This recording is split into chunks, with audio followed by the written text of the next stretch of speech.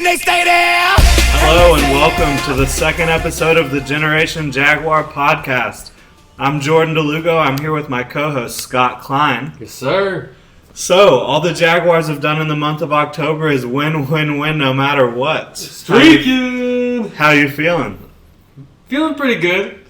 I wasn't feeling so good during the game, but... Yeah, until about the very end of it. It was down to the wire. Sure was. So, for the second episode of the Generation Jaguar podcast, we're going to go ahead and give you a rundown of everything we're going to cover. We're going to start out with a recap of the Bears game. Do we have to? Unfortunately, we really do need to look back and see exactly what happened and what we need to take away from the game, despite 3/4 of the game being very hard to watch. Then we're going to get into our What the F moment of the week. Each of us is going to provide a moment to our listeners that left us scratching our heads. Then we'll get into our weekly awards. Then we'll look around the AFC South, check out what the rest of our division is doing and how we stack up. We'll get into some Jaguars Fantasy football talk. And finally, we will give you our Raiders vs. Jaguars preview. So what do you say, Scott? You ready to get into it? Let's do it. Awesome. So like I just said, we're going to start out with the Bears recap. And Scott, do you have any glaring things you want to talk about to start off the recap? The whole offense. The whole offense. Yeah, it was pretty pathetic, wasn't it? It was just inconsistent. Yep. All around. I think that's kind of been the story of this year for the offense. Yeah. There's times when it looks like the offense we expected to see this year. The blame kind of shifted on this game. I don't think Blake Bortles really had that bad of a game. He didn't. I think the narrative with most Jaguars fans right now is that Bortles had another bad game. Yeah. But he really didn't. No, he was let down a lot by everyone not named Marquise Lee, surprisingly. That's right. Allen Hurns, he takes a beating. He might be the toughest guy on the team, but he's just, both the Allens. Yeah, I think maybe Blake's biggest thing that I didn't like from that game, besides his fumble, that was obviously, you just got to be more careful with the ball. But that's what you get when you have a quarterback who's had 50 turnovers since the start of 2014, which leads the league. That's more than Jay Cutler. Ugh. It's painful to say. But anyways, so aside from the fumble that Bortles had, I think his worst play was maybe the throw to Allen Hurns that got Hurns just rocked. Like, Bortles has kind of been known for doing that lately, putting his receivers in some not so favorable situations. Yeah, because Allen Hurns, he's not afraid to go anywhere. Right. He's, like I said, he might be the toughest guy on the team. He'll put his body on the line to do what it takes. I think there's a lot of tough guys on the team, but I don't think anybody would argue with you saying that Hurns is up there with any of them. So, obviously, Allen Robinson had a difficult game. He started off great, just like the rest of the Jaguars offense did, really, on the first drive. Yeah, he caught two. Yeah, Robinson had two nice passes on the sideline where he beat his man and got big first downs for the Jaguars. And then the Jaguars got in the red zone. And to the 1 yard line. To the 1 yard line. Chris Ivory got them down to the 1 yard line. Just knocking on the door. Right, and then there was the false start penalty, and then after the fade to Mercedes. Right, yeah, the fade to Mercedes. That was another bad play by Blake, actually. That was not a good throw. And I don't think it's a terrible play call because Mercedes had a great matchup on Chris Przenski, but I also don't think that that's what I'm thinking when I'm drawing up plays. On first down. But anyways, so to finish off that drive, Robinson drops what looked to be a very, very catchable ball that hit him right in the hands that he probably would catch 99 times out of 100. And not only does he drop it, but it pops up right into the waiting arms of Tracy Porter, who returns it 20 or 30 yards and really just shifted the momentum. The Jaguars had just stopped the Bears on their first drive, really looked dominant, but even though Jared Odrick had one of those stupid Jared Odrick personal foul against penalties. the barnacle. Right, yeah. So, like, Audrick's got to keep his emotions in check. But the defense still held up on the first drive. And then the Jaguars' offense drives the whole field. They get down the 1-yard line. They can't convert. And Allen Robinson, the most unlikely of players to contribute a negative play, drops the ball in the end zone. And same old story with the Jags' offense there. It's just tough sometimes for them to try to get into the end zone. Yeah. Adversity, it's not something this team has handled very well at all. There were times early on in the season, in the Packers game, interception right off the bat, right? Bounce back, was able to maintain, hang in the game. The Chargers game, same thing happened, interception right at the beginning, and we all know the rest of that story. Yeah, there was a lot of things that happened in the Chargers game, but it just seemed like the ball's rolling. He's getting some momentum. Interception, the light goes out. Right. Yeah, it seems like once Blake has that bad play that costs the team. Not even a play that he did. Right, yeah, but it's like I threw the ball, my receiver dropped it, and it got picked. And I think in his mind he knows, that's an interception. People are going to blame that on me, and it's going to add another interception to my interception total that and you can see doesn't look good. Week to week, it's just getting. I wouldn't say it's getting to him, but he's showing a lot of emotion. Well, I think it gets to him in a way, but I don't think it gets to him to where he can't get over it. I think it just does bother obviously him. It was the Blake Bortles show in the fourth quarter. Right, yeah. He was the reason why we came back. Right. He absolutely was. We had no running game at the end. Yeah, the running game just was awful. Now, the Jaguars have played 5 games, and in 4 of the games, the running game has been... lackluster?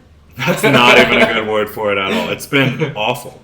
Like, the Jaguars we knew growing up, like Fred Taylor, and then you move on to Mojo, like... The Jags are just supposed to be known for their running game. And the problem, I don't think at all, is the running backs. No. I think the running backs are playing fine. They're doing with what they can. There's nowhere to go. There's no aggressiveness up front. There's no push by the offensive line. And I think that's just a mentality because I think there's talented players up front. Obviously, Brandon Linder's super talented. A.J. Cann's talented. Kelvin Beacham's talented. I also think that it's a lot of mismanagement of the split on the carries as far as the running backs go. Mm-hmm. They're so worried about balance that they're not. Chris Ivory had a couple runs in the first half where he was getting solid yards. Yeah, on the first drive, I actually wanted to talk about that. There were 2 consecutive plays where I saw the Chris Ivory that we saw this offseason in training camp and the Chris Ivory that you saw with the Jets last year. Not the Chris Ivory that has been injured, not injured, but unhealthy for the first 2 weeks and then not really seeming to gain his form. But at the beginning of this game, it looked like he was 100% back. There was a play, I think it was a first down play, where he hesitated a little bit and then just went straight up the middle and just laid out a defensive back to finish off the run, and it was beautiful.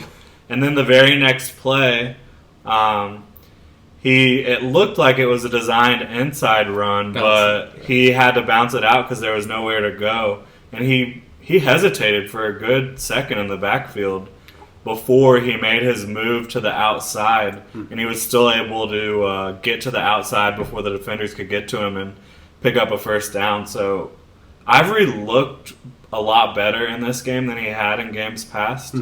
But his average still wasn't there. It was still around 2 yards a carry, and that's just got to be on the offensive line. Yeah, and we also put ourselves in a situation where we're down 10-0 for most of the game. We're down 13-0 in the third quarter. Yeah, we're having to run sparingly. We're having to try and come back and put points on the board quickly, and it's something where we have to try and get away from it and become one-dimensional. And we just haven't, outside of the Colts game, we haven't been able to really. I wouldn't even say assert our will on people because we ran the ball well, but it's just we haven't really had very good opportunities to stick to the run game. Yeah, a lot of the situations we've been in have forced the offense's hand into just throwing the ball and having to abandon the run, which hopefully moving forward that can change a little bit, and the Raiders' defense might help us out a little bit with that this week. It better. But enough with the doom and gloom. Obviously, the offense is struggling, but, let's talk a little bit about one player on offense that isn't struggling, and that's Marquise Lee. Yeah. He caught Tiger. Yeah, the albino tiger. Albino tiger. The albino tiger has been cited game in and game out this season, and he's really helping the Jaguars out. I know a lot of people are going to point to the first two games where both of Bortles' first quarter interceptions were passes to Marquise Lee that hit Marquise Lee's hands. There was obviously miscommunication on those plays, but aside from those two plays, Marquise Lee has been dynamite this year. He's the maybe only consistent player on Sunday. I mean, he's consistently catching the ball when he's targeted. He's consistent. I think that's a product of him consistently getting open. He cannot be covered by... Okay, so, obviously, Robinson's going to be covered by your best corner. Yeah. Hearns is going to be covered by your second best corner. And then, who are you going to put on Julius Thomas? Yeah. Who are you going to put on Marquise Lee? The guys that are matching up with Marquise Lee just aren't quality enough to match up with him. Marquise Lee's a player that, if he would have come out as a junior, he probably would have been a first-round draft pick. Easily. He still was a second-round draft pick even after a... Pick before Allen Robinson. Right. Even after a bad last season in college by his standards. And then, for the first 2 years of his career, he was injured a lot in Jacksonville. So I don't think a lot of people think of him as a guy that has elite talent, but he does. Yeah, he was a Biletnikoff winner. Yeah, he's not like a lot of these explosive receivers that you see in the slot are kind of frail, but in my opinion, Marquise Lee has the skill and talent to potentially be a starting receiver. Yeah, he could be. And it might not be for the Jaguars, but I do think at some point in his career, Marquise Lee's going to be a starter on a team. And he's playing like it. He's caught 73% of his targets this year. Let's see if he can stay healthy. Yeah, obviously. That's the biggest issue for him. Absolutely. But it does seem like there's a different level of comfortability and play that he's displaying this year. Yeah. And a lot of that probably does have to do with the health, but I think he's also taken a step beyond just the health thing. I think he's really understanding his role right now, and guys just can't cover him that are matched up with him. Yeah, you got to make plays while you're on the field. It's fun to watch. There was, I can't remember when it was in the game, but there was a play where Marquise Lee kind of had to come back to the ball. Coming across the field. Right, yeah. And then he ran backwards toward the sideline. He always has an interesting little quirk whenever he runs his route. But then he just sped past the defenders that looked like they had an angle on him. And those types of plays show you really how talented Lee is. So other than Lee... on offense, there's not a whole lot to look at that's bright. I mean, they finally started going to Julius Thomas late in the game. He had a couple big plays. Where was that in the first half? Who knows? But other than that, there wasn't really any other. Obviously, Linder's been playing well. He played well again. Patrick Omame actually played really well. He was put into the starting lineup because of Luke Jokel's injury, and he performed really well. He's a guy that started 9 games for the Bears last year, and coincidentally enough, his first start came against the Bears this year. But he's a guy that perhaps is looking to earn a starting job in the future. He's only 26. He's not an old player. Yeah, and I think, as far as the guys on offense, it's just been it's been the defense playing well, playing good enough to win, waiting on the offense to come around, and we haven't really been able to put that all together for 4 quarters. No, definitely not for 4 quarters. But I guess sometimes in the NFL it only takes 1 quarter. Exactly. One really good quarter by an offense. But yeah, the defense is playing lights out. You got to give a lot of credit to them. Seemingly every player on the defense is playing well right now. I can't think of one guy. Like in years past, you would be able to think of several players that are just really bothering you. Just a glaring hole. Right. I would say... Maybe Cyprian's our weakest link. I don't even think so. I think he's been playing pretty well, too.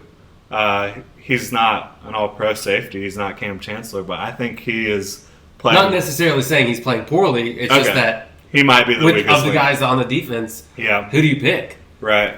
And then, other than that, Devon House is greatly... Yeah, he's missing in action. Yeah. He's greatly reduced. I think he played only 4 plays in this game. I saw him on special teams sometimes. Okay. I think he played in only 4 defensive plays in this game. Thanks for the correction there, Scott. Yeah, so wow, the rapid demise of Devon House is just... I just think it's opportunity cost. I mean, there's guys that are playing better than him. Prince Mukamara is a more talented player than him. Jalen Ramsey's a more talented player than him. And right now they're playing like it. Yeah, he's a real feast or famine kind of guy. Yeah. Another thing, not Jalen Ramsey. We will get into Jalen Ramsey. But Miles Jack, his snap count was greatly reduced. And I think how Miles Jack's season is going to go is going to be greatly based off of formations that the opposing teams are running and what we think will work with him. And which, to me, is kind of bizarre, thinking that he's going to come off the field in passing situations. Yeah, it is, but he's playing auto right now, and that's what the coaches want, so that's what it is. And the coaches do feel really comfortable with Scuda in certain situations, which, in certain situations, Scuda does do really well. I agree with them. So, the defense is dynamite right now. They're playing top 10 defense. I'd like to say I called that at the beginning of the season. They had a lot of...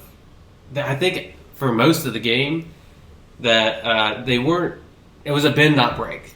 I totally agree with you. They were about 70% third down conversion rate for most of the game. Yeah, terrible. Brian Hoyer threw for 300 yards on us again. I don't know how it keeps happening. Brian Hoyer. But yeah, I do agree with you a lot on the whole bend but not break thing with the Jaguars defense. Not in general, but specifically to this game. They did bend but not break a lot. They gave up 3 field goals and only 1 touchdown, and the Bears were able to move the ball a lot, but they weren't able to capitalize very much. Yeah.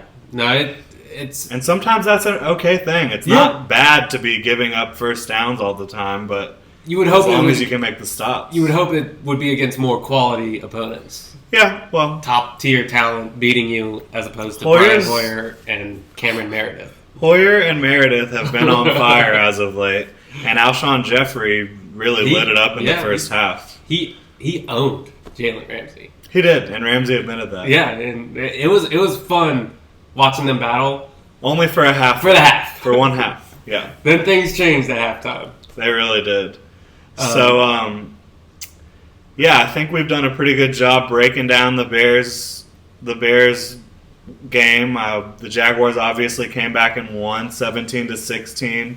Had to score 17 fourth-quarter points. I was ready to, by halfway through the third quarter, I was prepping in my mind what I was going to rip them on this week. And then they started giving me hope, and I started getting angry because I didn't think we were going to be able to pull things out, but they proved me wrong. Oh, yeah. I was pissed. I was very, very unhappy for the entire game. Even when we started coming back, I still didn't feel You're just happy. Okay. All right, cool. Yeah. So we're coming back now. Great. Exactly. It's a bittersweet ending. And I know you can't see right now, but Scott's got his arms folded and he looks pissed as hell. So, also, MC Wale, shout out to you. Paul Postlesny killed it this game. Moving on. So we're going to get into our what the F or WTF moments of the week. What the? So mine is, it was very obvious to me, and I knew it was going to be the what the F moment of the week from the very beginning, pretty much the very beginning of the game. Yeah. Allen Robinson's drop touchdown. Like, Allen Robinson is your best player. He can't drop a touchdown pass that's like an easy touchdown. I think he's dropped 3 passes now in this season that would have been touchdowns. And when it results in an interception? Right. Oh. And so it's just like, not only are you losing the touchdown, but you're also giving the ball over. You're not giving yourself an opportunity for a field goal or to try to get a 7. So, like, it's just not good. I don't know what's wrong with Allen. I think he's playing pretty well for the most part. But yeah, I think teams are starting to key in on him a little bit. Yeah, he's got to rebound from that strong. He's got to. Yeah. Because he's our best player besides Brandon Linder, in my opinion. Yeah, no, it and very rightly should be. Yeah. My WTF moment of the week, I've been kind of wrestling with this one. I'm just going to say just the play calling in general. Okay. I got a couple of... Is that allowed? Do I have to pick one? Do I have to pick one? Well, okay, so since you're doing play calling, let's give an example. Like putting Malik Jackson in coverage. Yes. WTF. What the F are you doing? Yeah. Putting Julius Thomas one-on-one against Willie Young. The Bears' best pass rusher. On a play-action rollout to that side. Where it's rolling to Willie Young's side, like, yeah. And, like, Julius Thomas basically just hands him off to Bortles. Poor Bortles sometimes. I tweeted about this on Monday. It's like the coaching staff is using Ask Madden. And they're just saying, oh, yeah, this play looks good. That should work. Right? That should work. Yeah. It's just an unnerving emotional wreck that it made me.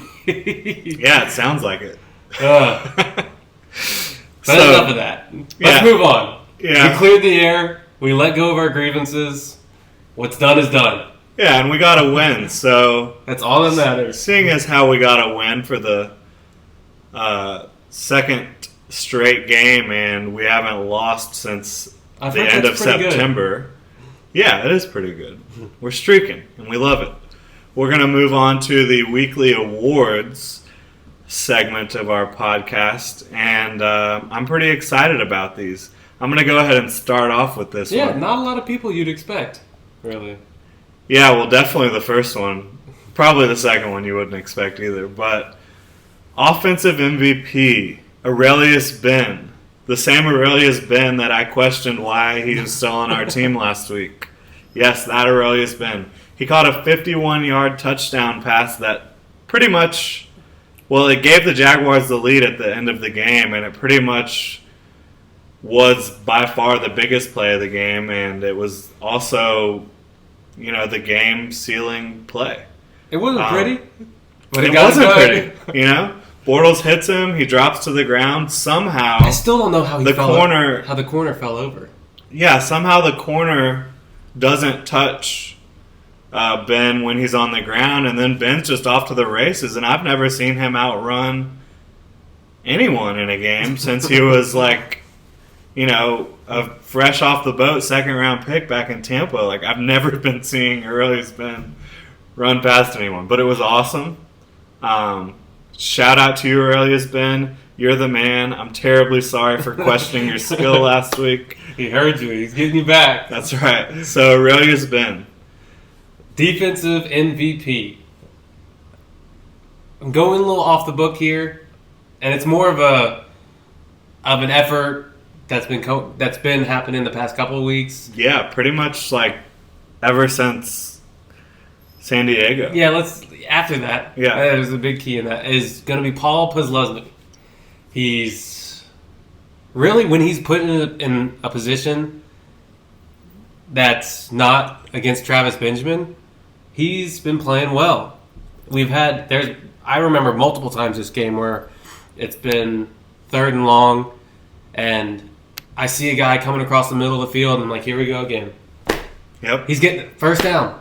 Why do we always give this up? and then Paul Posluszny comes up and lays the wood. That's right. And I'm like, whoa, where did he come from? Yeah. He hasn't been a liability. He's been playing well in run. Always. And he's just... I'm spitting on your screen there, sorry. I'm getting excited. I'm getting amped up. That's good. But getting excited. He's been playing really to his abilities. Yeah, I mean, when he's placed in... Or when the play calls are designed for Posluszny to succeed, he passes with flying colors. And there's even times this week where Eddie Royal's flying across the middle, and Eddie Royal's a similar player to Travis Benjamin. He's probably not as fast as Benjamin. Royal's a little older now. Benjamin's still a young guy, probably the fastest guy in the league.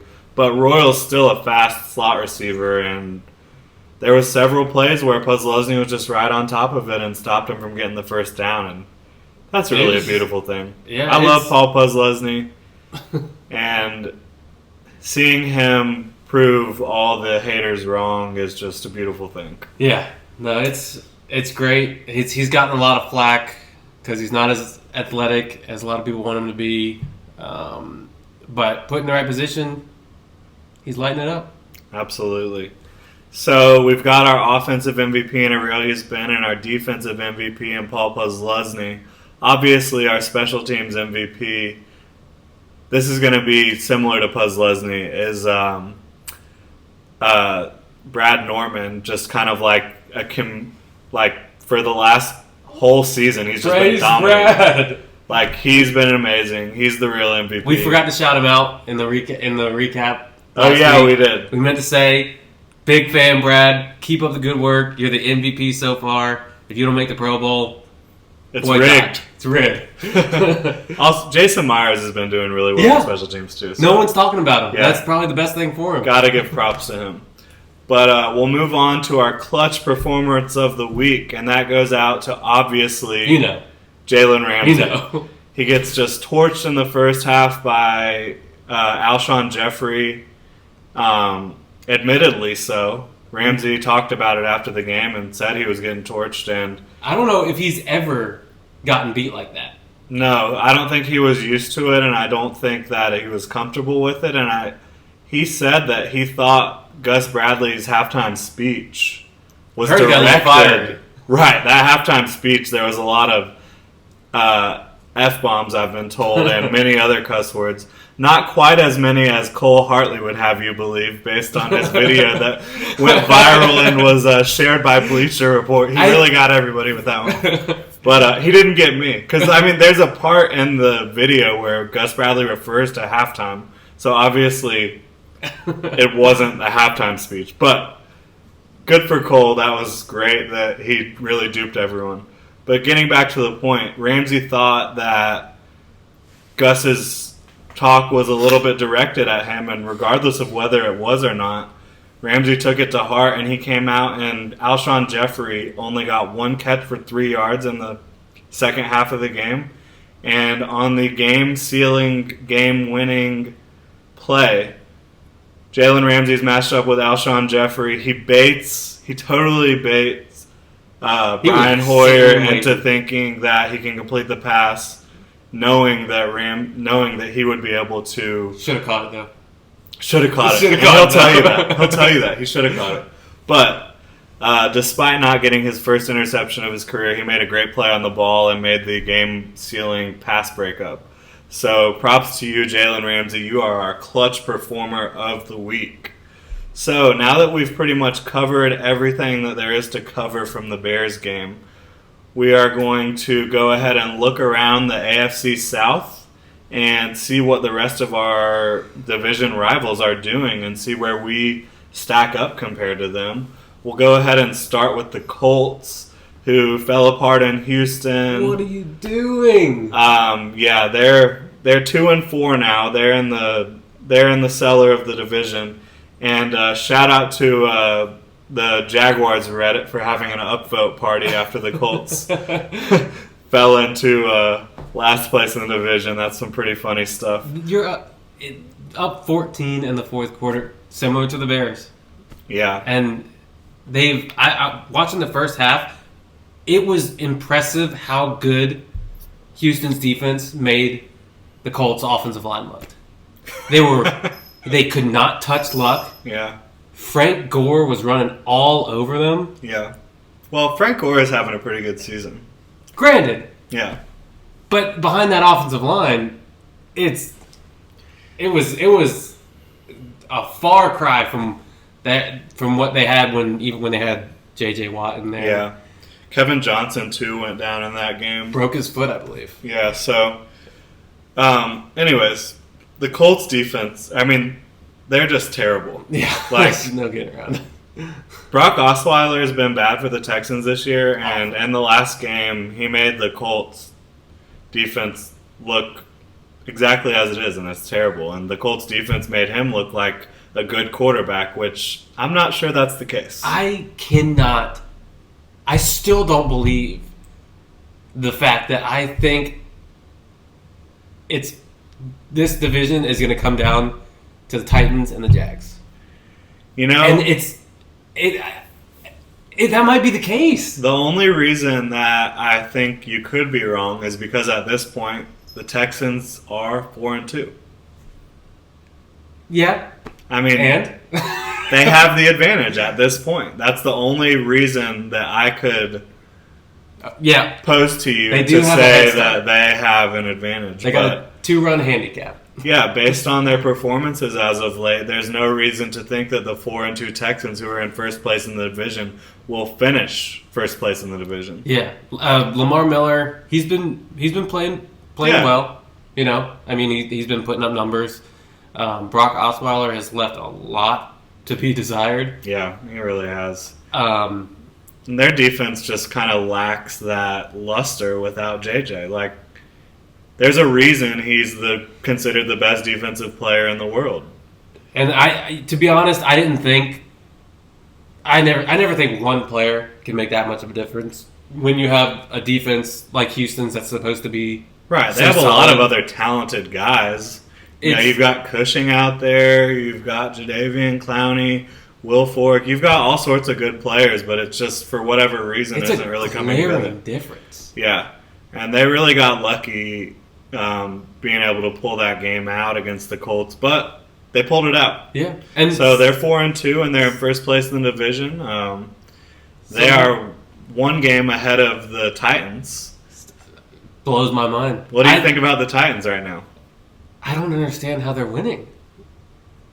They got a coach in a passing league is wanting to pound the rock. Yeah, well, DeMarco Murray and Derek Henry will help you out with that. Yeah, but it still baffles the mind with the talent that they have. And Marcus Mariota, he's been playing up and down. I believe he had a pretty good game this past week. He's rebounded well over the past couple weeks. And granted, they've played the Dolphins and the Browns the last 2 weeks, which neither of those teams are exactly world beaters at this point. Yeah, but he's been getting it done. He's a young quarterback like Bortles. He's even younger in terms of NFL experience than Bortles, and they've definitely been one of the surprises to me. I wouldn't have said they. Yeah, you would have never said, let's say the Titans are going to be 3-3 after 6 games.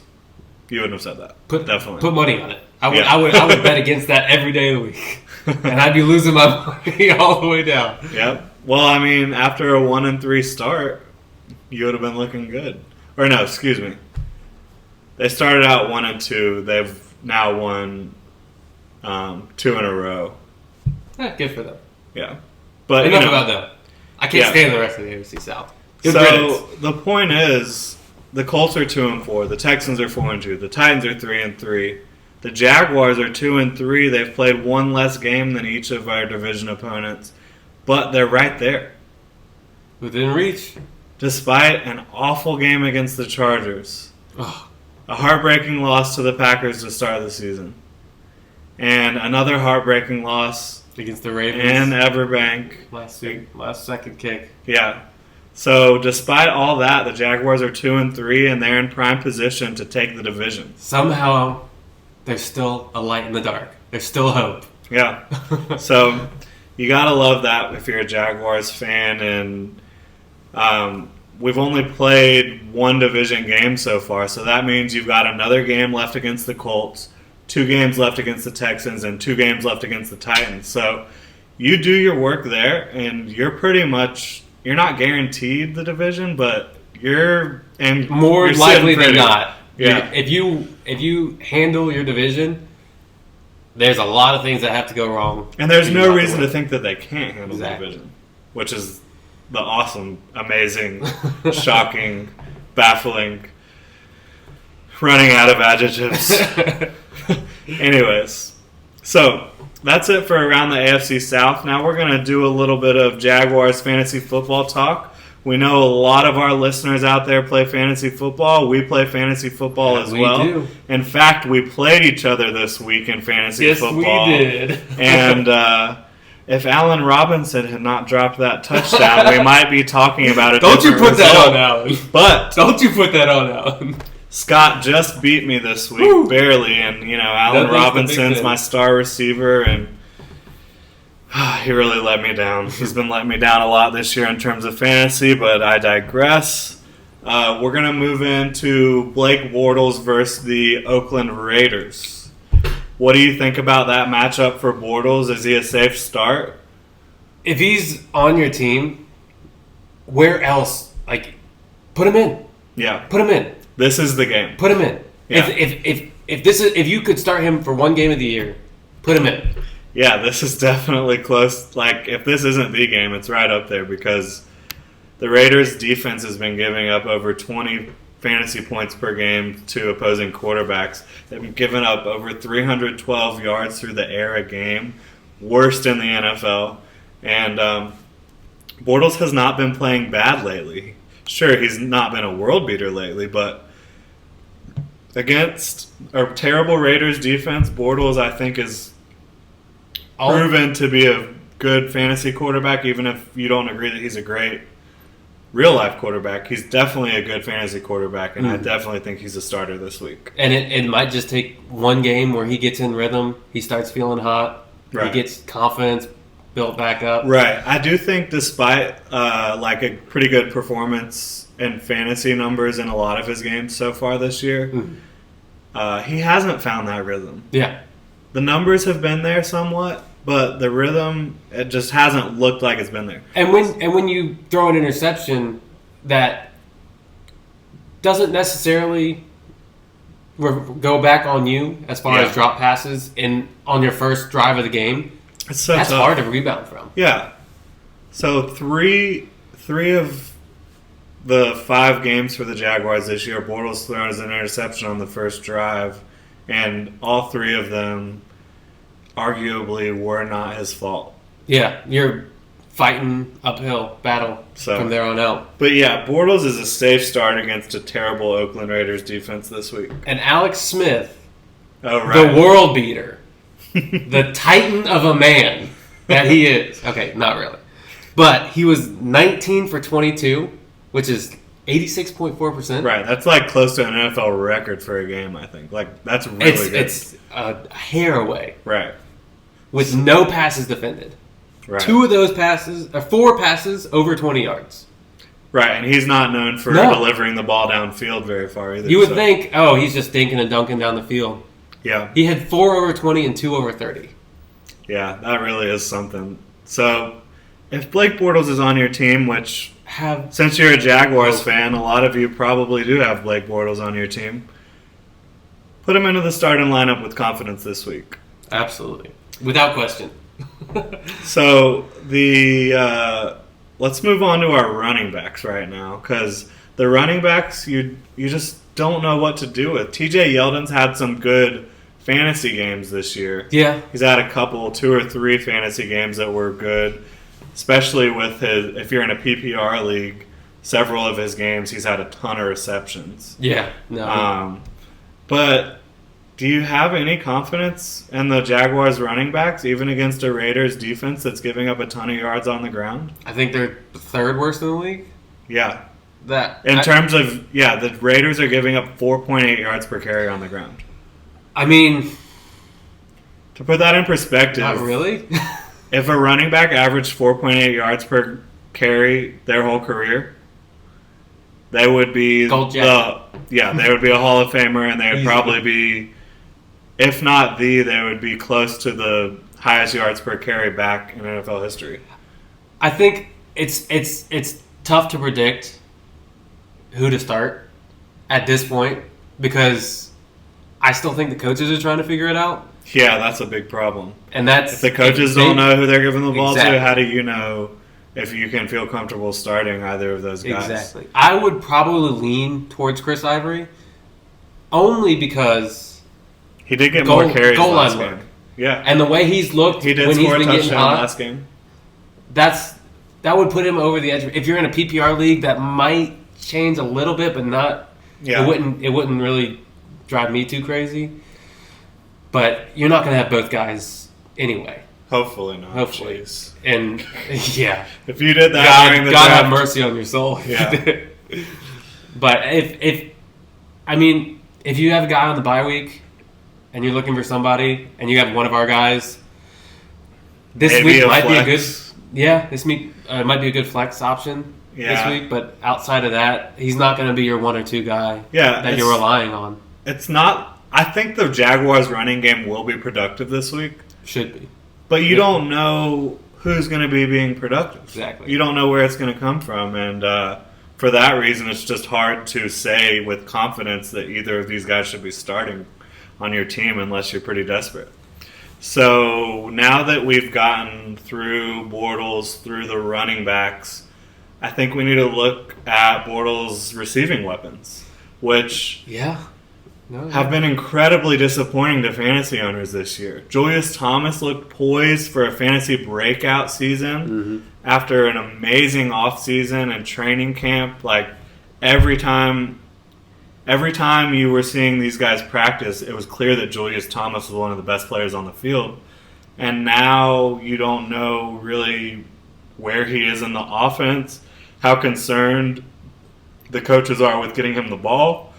What do you think about Julius Thomas? To be honest, I'm having a little bit of anxiety about all of his pass catchers. Yeah. I mean, when's the last time somebody had a breakout game where you're like, oh, I'm glad that guy's on my fantasy team?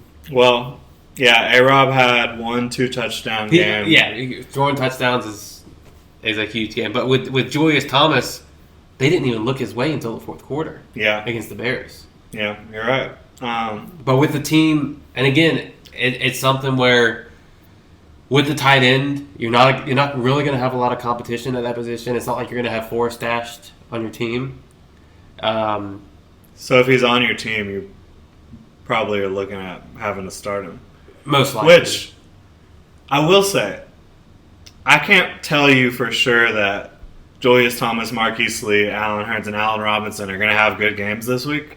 But I can tell you a few of those guys, at least 2 or 3 of those guys are probably going to have big games this week. Exactly. But I just can't tell you who it is. If I had to guess, I'm giving you Allen Robinson, who is just the best player on the Jaguars offense. He's the guy that he's been historically the big play guy. Right. And he's going up against a Raiders defense that's giving up the second most points to opposing wide receivers this season. And he'll probably be matched up with Sean Smith a lot, who's a guy that body style is pretty similar to Allen Robinson, but can Smith compete with him? I'm not sure. Yeah, I mean, they have a league-leading 28 plays over 20 yards.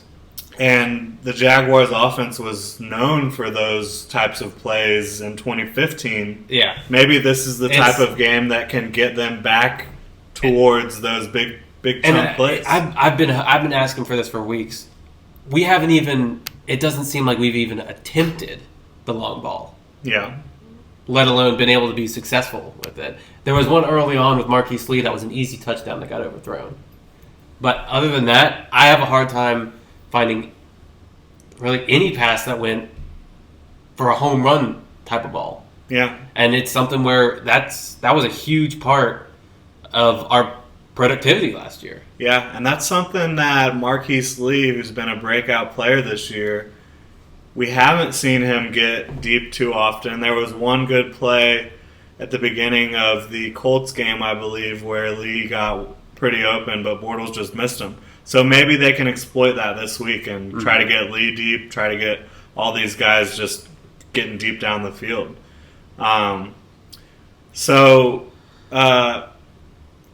Aside from the Jaguars' offensive players, Jason Myers is up and down in terms of fantasy. It's hard to determine how a kicker is going to do in fantasy. It's pretty much a crapshoot. It's basically whoever isn't on a bye week. Unless you're like me, who's been starting the Steelers kicker, who never gets to kick the ball because they go for 2-point conversions all the time. It's pretty much a crapshoot. Anyways, Jaguars defense/special teams. I don't think they're startable this week against a high-octane Oakland Raiders offense. Yeah, Carr's been playing well. 11 touchdowns, or I think it's 12 touchdowns, 3 interceptions. That's a 4-to-1 touchdown-interception ratio. He's lighting it up. 66% completion percentage. You got Amari Cooper. You got Michael Crabtree. You got Latavius Murray's been out. A host of running backs, though, that are playing really well. Yeah. Latavius Murray is actually, right now, their third leading rusher. Yeah. Obviously, he's been out a little bit. You got DeAndre Washington. But Washington and I think the guy's name is Jalen Richard. Yeah. They're both just playing lights out. All 3 of those guys have 150-plus yards on the ground this year, and they're all averaging over 4.3 yards a carry. So it's tough to say that you should start the Jaguars defense this week. I mean, it's possible that they get a pick 6 or a big turnover or some big sacks because they've shown the ability to do that this year, even against a good offense like the Colts. Yeah. But it's hard to predict that that's definitely going to happen. Yeah, it's something where they're not high on my list. Yeah, by any means. We don't have a kick returner that scares people. Right. And with Richard not even being active last week, that was interesting to me. Yeah, I find it interesting. I would almost like to see Marquise Lee back there at returner sometimes more because I think he might be the most explosive player. I want to see him have a chance on our team because it seemed like every time he got a punt, he had a fair catch. At the same time, I think he's become such a vital part of the offense that you might not even want to have him back there all the time. So now that we've covered some fantasy talk, we've taken you around the AFC South, recapped the Bears game, we're going to get right into this Raiders preview, and we're going to try to get through it pretty quickly for you. So we'd be remiss if we didn't start out with the fact that Jack Del Rio is returning to town. Back. Captain Jack. The man in black.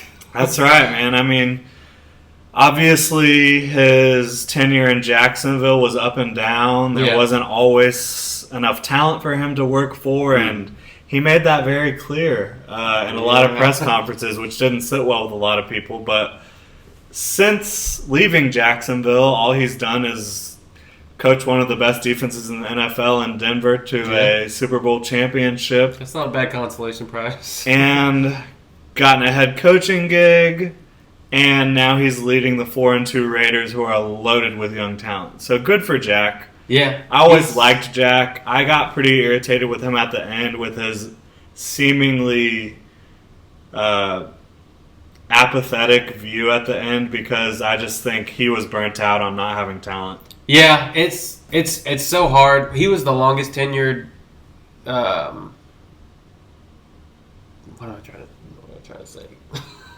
He was here for quite a while without. I think he only won. I think his first postseason game was 2007 that he won. Yeah, in Pittsburgh, and that was the last time we won a postseason game. Yep, nearly 10 years ago. He was here. I feel like he had a pretty long life here. Yeah, he did have some coaches wouldn't necessarily have gotten. Yeah, that was a criticism on Wayne Weaver too. Maybe because Weaver got rid of Coughlin pretty swiftly after things went downhill, that he gave Jack too much of a leash because he was trying to make sure he wasn't getting rid of him too quickly. Yeah, but he's been a guy that I've never had any ill will Yeah, before. I like him. I still root for him. Terms. I kind of hate that I still root for him, but I do root for him. But anyways, he'll be coming back to town, and he'll be bringing with him an offense that's really firing on all cylinders. The passing game's top 10 right now. The running attack is top 13. They're just a pretty complete offense right now. They've got a good line, good skill players. Yeah, they're top half in the league in every offensive category. Do you think we can match up with them? Defensively? Short answer, yeah. I mean, Hoyer's the first guy that's really been able to have somewhat success against us, and even then, they scored 13 points. Right. Or, I'm sorry, 16 points. Yeah. There hasn't been a running game. San Diego, somewhat. I think that game was clearly an outlier, though. Yeah. But we haven't had a lot of glaring weaknesses. So it's something where we're giving up less than 4 yards a carry on the ground. Like, we're a top... And not even to mention the passing offense. Right, yeah, like... Our defense. Right, our defense is... As good as the Raiders' offense is playing, I think our defense is playing as good as the Raiders' offense. That's the matchup I'm looking forward to. And it's kind of... That's the strong side of the matchup. And then it's just kind of two weaker guys just kind of having at it. Looking on paper, we should have the clear advantage in that scenario. But the way we've been playing, our offense versus their defense should have an advantage. You're right. But I can't go confidently into the game saying, "Oh yeah, we're gonna throw for 300 yards and run for 150 and just roll over them." I think that's fair, but I think the Raiders are in a tough spot. I really do. They're traveling to the East Coast for the third time this season, and they're going to be playing. They're going to be playing again. They're going to be playing again in Florida after this week. So basically, the Raiders are going up against a Jaguars team that's playing really well right now defensively, and a Jaguars team that has the talent on offense to put up a lot of points. But does the Raiders' defense have any shot at slowing down the talented Jaguar players? Yeah, Or are the Jaguar players going to slow themselves down? That's probably, to be honest, that's probably a bigger worry of mine than actually going up against their defense. Yeah. They've beaten teams like the Titans. They've beaten the Ravens, Chargers, the Saints. They played against some pretty good teams. Yeah, I would say their strength of schedule to this point, that hasn't been a bunch of patsies that they've been beating. They've been playing some decent teams. Every single game that they've played outside of the Chiefs game has been less than a touchdown.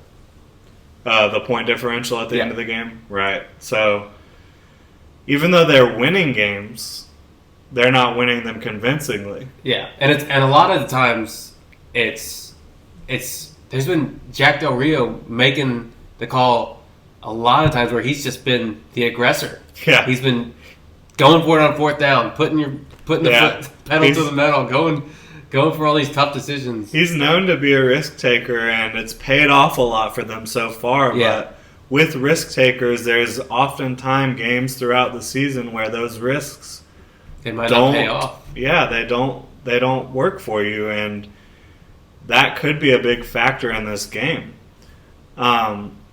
Again, is there any specific matchups on the Raiders' defense versus our offense that you're looking towards?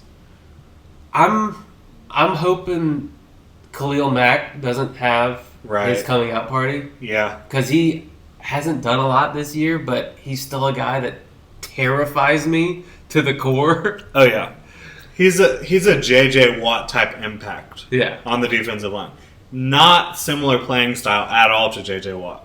But in terms of the impact they can have on a game, he can change the face of a game completely. Yeah, by the fact that he's on the field. Yeah, and they've got some talented other young players too on defense, and signed a lot of guys. For whatever reason, it's not working for them at all on defense. Like we said before, they're giving up 4.8 yards per per carry, which is just abysmal. 440 yards per game. As a defense, yeah. Total. Yeah, that's outrageous. That sounds like what the Jaguars have been doing in years past, but thanks to some young talent and some veterans that were added in the offseason, our defense looks like it should be able to match up with the Raiders' offense. Now, Jalen Ramsey had a serious adjustment period in last week's contest against Alshon Jeffrey in the first half. Is he going to have an adjustment period against Amari Cooper? Is he going to shadow Amari Cooper? Do you want him to shadow Amari Cooper? How is that matchup going to play out? Amari Cooper's the guy, the headline guy, but Michael Crabtree, yes. I mean, he makes plays. He does. And he's been catching touchdowns like it's like going out of style. Like he's the guy that Carr looks for in the red zone. Yeah. So it's something where, do I think he needs to shadow Amari Cooper? Not necessarily, because he's got another dangerous weapon right on the other side of the field. Yeah, I think I disagree with you a little bit on that. Okay. I want Ramsey on Cooper. Yeah. Cooper is a better player than Crabtree. I don't care what you say. I don't care what the stats say. Cooper is much more talented than Crabtree, and I want to see Jalen Ramsey on him as much as possible. And I think Prince Amukamara will have no problem dealing with Michael Crabtree. Yeah. I'm not saying Amukamara is going to win every battle against Crabtree, but they'll trade blows, and I think Amukamara will land as many punches as Crabtree does. Yeah, I feel more comfortable with Michael Crabtree being as physical as he is, having Jalen Ramsey. That's a fair point. Being a big physical guy who likes, he'll put pressure on you on the line of scrimmage. He won't let you get off the line comfortably. He can body up with you because he's a big guy as well. Yeah, that's a fair point. Do you want to see Amukamara trying to chase Amari Cooper around the field, though? That's the other side of the coin. Yeah, I don't know. Either way it could work out because Crabtree and Cooper are both really talented. Amukamara and Ramsey are both really talented. It's going to be fun watching that segment of the game. Yeah, I think it really will be. Now, the Raiders' offense has been running the ball really well. Is Puz and Miles Jack when he's on the field, and obviously Telvin Smith, are they going to be able to slow down these Raiders running backs that are just really lighting it up right now? Yeah, for some reason, I feel comfortable with our rush defense. It's never been, even last year, that was our stronger of the two phases. Yeah, absolutely. Roy Miller. When you have... We need to stop for a second. Roy Miller, you're also the man. The unsung hero. Yeah. Roy Miller never gets talked about because he's a defensive tackle that just all he does is stuff the run. And he's the type of guy that doesn't get the coverage he should, but he's killing it.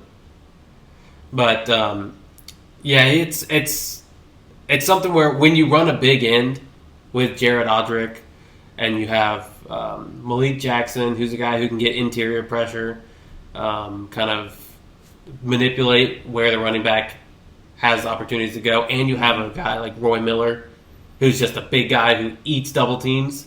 Yeah. It's something where you shouldn't have to worry about the run game because of that reason. I don't think we will have to worry about it too much. I mean, we've gone against talented runners this year, and we've held them in check, obviously, aside from the San Diego game.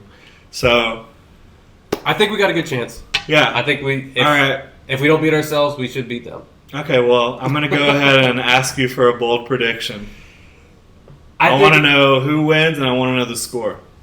I think the Jaguars are going to pull it out. It's going to be kind of a high-scoring game. I'm saying 34-30. Wow. So the Jaguars defense is going to give up 30 points.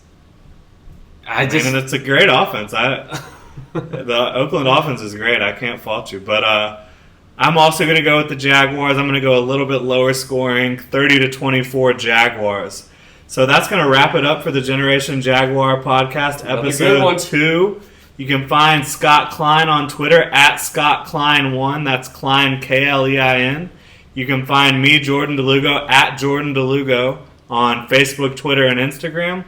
You can find Generation Jaguar at our website, genjag.com, and at Generation Jaguar on Facebook, Twitter, and Instagram. Have a great one. See you.